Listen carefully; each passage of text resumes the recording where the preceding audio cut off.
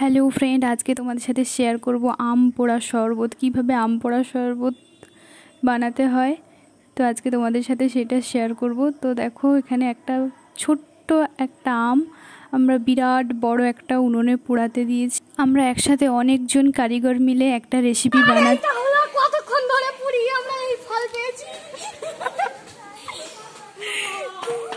আমটা পোড়ানো আমাদের কমপ্লিট হয়ে গেছে। তো আম পুরো একেবারে ছারকার হয়ে গেছে। এবার দেখবো যে এরপরে এর ভেতরে কি আছে।